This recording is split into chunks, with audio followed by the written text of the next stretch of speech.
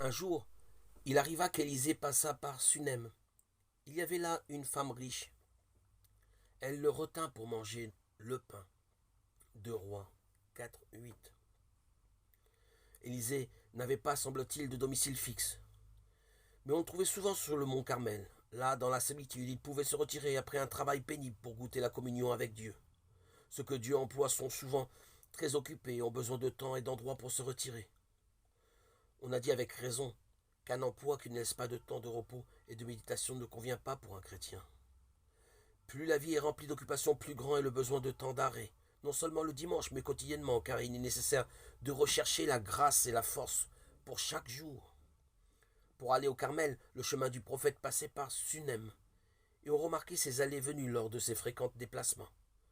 La femme riche ne savait pas que c'était un prophète et son hospitalité était donc spontanée de cœur. Elle ne recevait pas Élisée par vanité, pour être bien vue ou dans l'esprit de ce monde qui s'attend toujours à être largement payé en retour. Mais elle discernait en lui, de jour en jour, un saint homme de Dieu. Verset 9. Retenons une leçon de ce récit. Soyons honnêtes avec nous-mêmes. Dans quel but désirons-nous recevoir ou être reçus? Chercherions-nous à avoir et à entretenir des relations avec des personnes bien considérées plutôt qu'avec d'autres qui sont pauvres, peu influentes, peu importantes à nos yeux? Cette femme riche a dû insister et retenir Élisée pour qu'il prenne un repas dans sa maison. Ou inversement, penserions-nous que ce service n'appartient qu'à ceux qui sont aisés, en contraste avec les façons de faire de ce monde? Laissons-nous encourager à pratiquer l'hospitalité, voir Hébreux 13:2, sans mêler des considérations de personne avec la foi en notre Seigneur Jésus-Christ.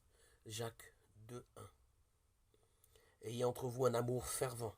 Soyez hospitaliers les uns envers les autres, sans murmurer. 1 Pierre 4:8-9.